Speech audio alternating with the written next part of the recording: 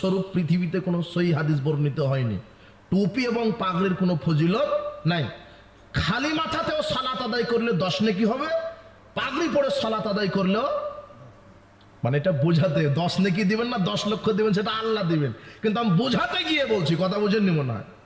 খালি মাথাও সালাত আদায় করলে 10 নেকি, পাগড়ি পরে সালাত আদায় করলেও। তবে খালি মাথায় সালাত আদায় করা ঠিক নয়। রাসূল সাল্লাল্লাহু আলাইহি ওয়াসাল্লাম সাহাবায়ে কেরাম খালি মাথাতে কোনোদিন সালাত আদায় করেননি, রুমাল হলেও মাথায় পেঁচিয়েছেন।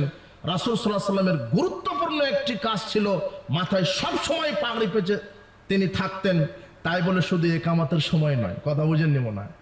ওটা দলিল মনে করে নিয়েছে, ওটা ইবাদত মনে করে নিয়েছে, আর ইবাদত মনে করে আমল করছে যে পাগড়ি পেঁচে সালাত আদায় করলে 70 গুণ বেশি নেকি হয়। অথচ এই হাদিস জাল, এটা ভিত্তিহীন কথা, এটা বানোয়াট কথা, এটা রাসূল সাল্লাল্লাহু আলাইহি ওয়াসাল্লাম থেকে কোনো প্রমাণিত নয়। এই যে চতুর্থ বেদাত করলো। পঞ্চম বেদাত কি? আশহাদু আন্না মুহাম্মদ রাসূলুল্লাহ বলছে সাল্লাল্লাহু আলাইহি ওয়াসাল্লাম। বেদাতের বিষয়ে মানুষকে বোঝানো কঠিন, বলাও কঠিন, বোঝাও কঠিন। মানুষ কত গালি দিচ্ছে যে আহা রসুলের নাম শুনলে তো দরুদ পড়তে হবে, হুজুর কি বলছে, হুজুরই ভ্রান্ত হয়ে গেছে।